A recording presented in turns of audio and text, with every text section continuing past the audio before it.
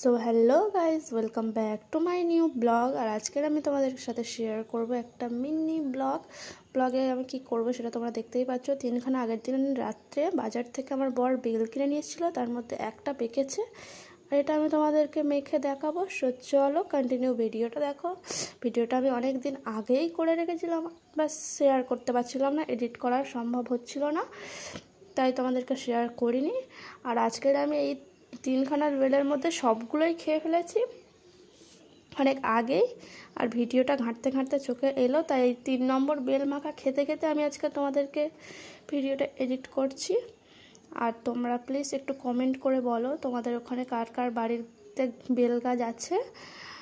আর আমার ভিডিওটা ভালো লাগলে একটু সাবস্ক্রাইব করে দিও, আর ফেসবুক পেজ থেকে দেখলে ফেসবুক পেজটা ফলো করে দিও। আর দেখো আমি বেলের ভিতর থেকে বেলগুলো বের করে নিচ্ছি, খোসাটা ফেলে দেব।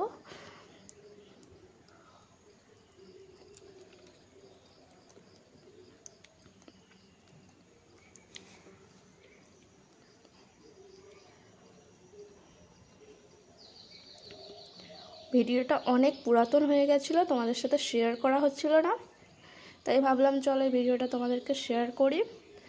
আর জানো তো গাইস, পাড়াতে কিছু হলে, মানে আমার তো বিয়ে হয়েছে 4 বছর আগে, কিছু হলে মানে কারোর বউ যদি ভালো কাজ করে, কারোর বউ যদি ভালো হয়, আমার শাশুড়ি ঠিক এসে আমার কানের ধারে বলবে, জানিস ওদের বাড়ির বউ কত ভালো, ওর শাশুড়িকে কিচ্ছু করতে দেয় না, ওদের বাড়ির বউ মানে সব কাজ করে সংসারে। আর সেদিনই পাড়ার থেকে একটা বউ চলে গেল, একদিনের ঝগড়াতে সংসার ছেড়ে চলে গেল। সেটা আমার কানে এসছে, আমি দেখেওছি, কিন্তু একবারও আমার শাশুড়ি এসে বললো না আমার কাছে যে দেখো ওদের বাড়ির বউ চলে গেছে। খারাপ হলে কেউ আমার কাছে বলবেই না, আর কেউ যদি ভালো হয় সবাই এসে আমার কানের ধারে বলবে, মানে আমাকে শোনাতে চাই যে দেখো তুমি কত খারাপ আর ওরা কত ভালো।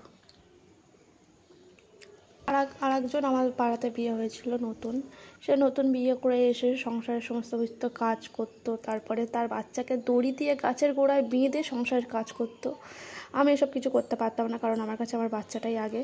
আমি ভাবতাম আমার বাচ্চা সামলে তারপর যেটুকু সময় পাবো আমি সংসারে করব। আমার বাড়িতে কেউ থাকতোও না, শুধুমাত্র আমার দিদি শাশুড়ি, আর সে তার পা খোঁড়া, তার কাছে দিয়ে কি আমি আমার বাচ্চাকে কাজ করতে পারবো?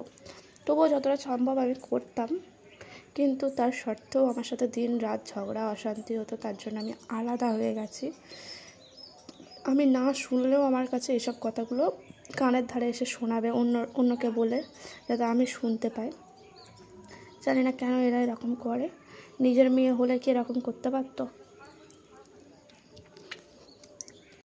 আর এসব কথা বাদ দাও, অনেক পুরাতন হয়ে গেছে। এখন আমি যেমন আছি অনেক ভালো আছি, নিজের ঘর করে অনেক শান্তিতে অনেক সুখে রয়েছে আমার একটা বাচ্চাকে নিয়ে। আর দেখো বেল মাখাটা আমার কমপ্লিট হয়ে গেছে। তোমরা আশা করি সমস্ত মশলাপাতির রঙগুলো দেখে বুঝতে পেরেছো আমি কী কী দিয়েছি, আর খেতে অনেক টেস্টি হয়েছিল। ভিডিওটা ভালো লাগলে আমাকে একটু সাবস্ক্রাইব করে একটু সাপোর্ট করো।